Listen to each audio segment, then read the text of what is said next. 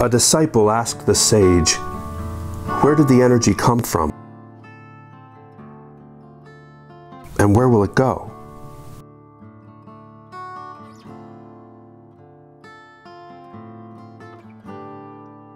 This is a story illustrating how an old tree root found at a construction site of a former housing project serves as a metaphor for a changing city. Its renewed energy and spirit is found within the confines of 2 city blocks in Philadelphia. With Herculean strength and the metamorphosis of a phoenix, the root and the housing project parallel the same allegorical ideals. The phoenix, which represents nature's beginnings, rises rejuvenated from the very ashes of its destruction, a new life from the former one. The story begins in late summer 2001, after the nearly half-century-old Cambridge Housing Plaza Apartments was imploded to make way for a new mixed-income neighborhood of privately owned and rented townhomes. In 1957, the Cambridge Plaza Apartments, 2 14-story high-rises and some row homes, were built to serve low-income residents at Girard Avenue between 10th and 11th Streets. By the time of its demise, it was one of those experiments in public housing not many were sad to see go.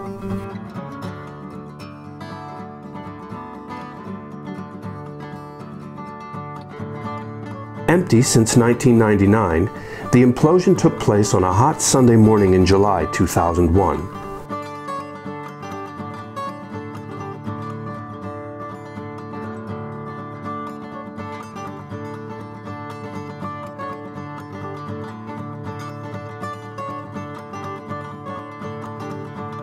£600 of dynamite sent plumes of white clouds sky high.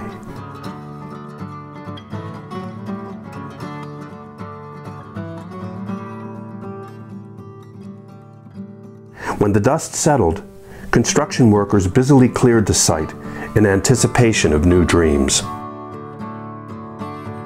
For Japanese artist Keiko Miyamori, a 3-year resident of Philadelphia, trees are a life force. The roots, strong and powerful, hold untold treasures. Her work revolves around the energy of trees, its bark, its charcoal, and imprints. Some of her previous exhibits include combining the work of poets and typewriters, and suspending a bed from a ceiling.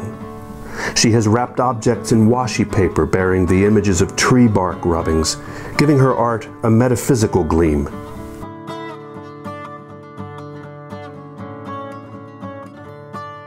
But for Imagina, her most ambitious effort in this country, she would need nearly mythical strength to pull this off.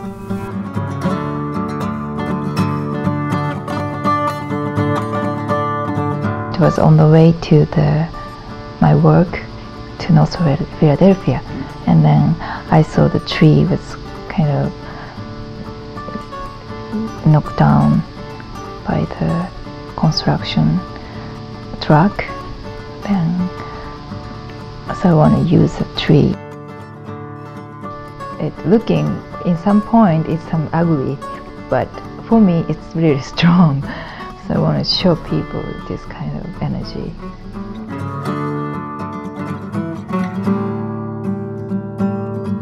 I found this big tree root, and it was over at a construction site on Girard Avenue. And interestingly, I think about a day or two before she told me about the root, I'd heard that there were a group of apartment buildings that were going to be knocked down, or public housing that was knocking down, and I was concerned because I thought that might be the same place where she'd found this root. It turned out that was true. At Cambridge Plaza, as a kid, it was like one big family. Everybody looked out for everybody. If your neighbor ate, you ate. You know, it was more or less like we were sheltered. You understand what I'm saying? Because everybody looked out for everyone, you know, and we shared. It was just harmony, one big playground.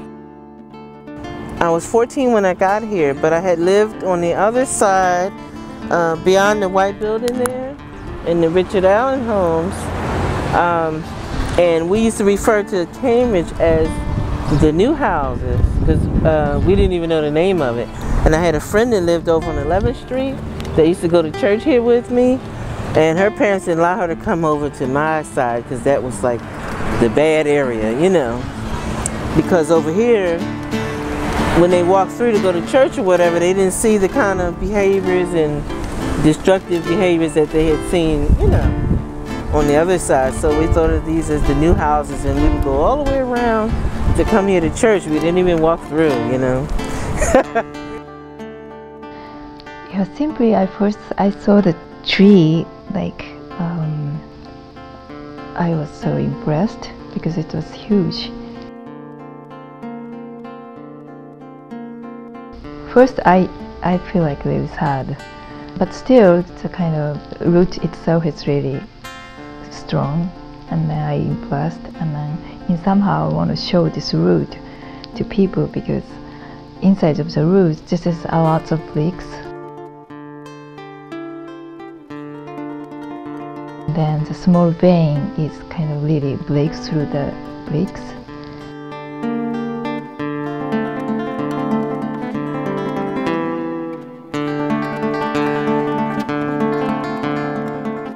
Kind of a lot of stuff was in the root.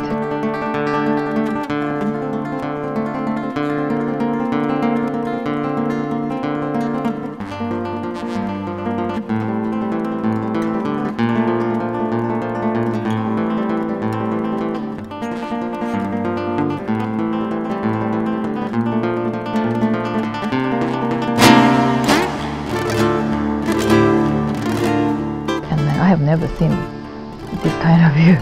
I worked the root from the nature land before, and only mud there, so that kind of like impressive for me. And it's sort of like reminds me like city life. People it's living here, you know, a lot of mixed up thing, and then very kind of like I feel very tough.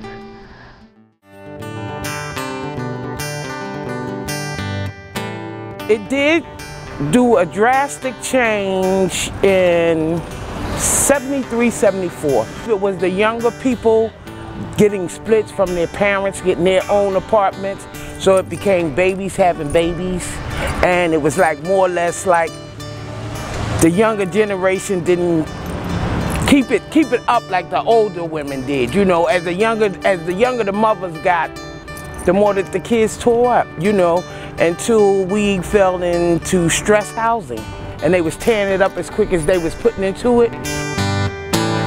And she had a little bit of a problem arranging to get the root out because she couldn't find any way of moving it. And every day she would get up at 6 or 6:30 in the morning and head out the door early before she went to her other work, so that she could go down to the construction site and negotiate with the people there, find out how was she going to be able to get the root away, and would they keep it for her, would they make sure nothing happened to it.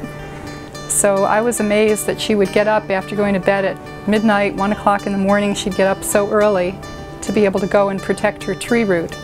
She finally found that they would watch the root for her and that she could have some time to get it out of there.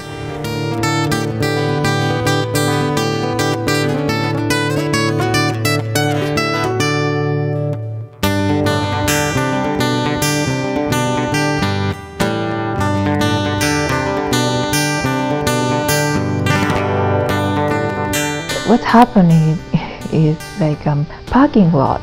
It was asphalt, so that the carrier and the root was sink in the asphalt, so I couldn't move it. I trimmed it, the tree, and then dig out a lot of bricks there. And then I tried to move my Civic, but like nothing happened. I realized that I couldn't move by myself. I must hire a forklift. Went over, looked at it, realized what it was, weren't sure if we were going to be able to pick it up even. We strapped it and supported it from the top as well as the sides, across the front. It was tough. It was, you didn't want to ruin anything. That was the main thing. Usually things we pick up are big, bulky, and you can drop them and nothing's going to happen to them. This, you would have dropped it, it would have went through the wall, or the roots would have broke off. So she needed to wash off this tree root, and she would come home sometimes so filthy with dirt from the tree that she would say, no, I can't sit, I can't talk, I can't have some ice cream, I have to go take a shower because I've been cleaning up my root. To me, she looked like, she looked in fine shape, but she felt like she was covered with tree dirt, and I think part of it was the psychological effort of being covered with the energy of the root.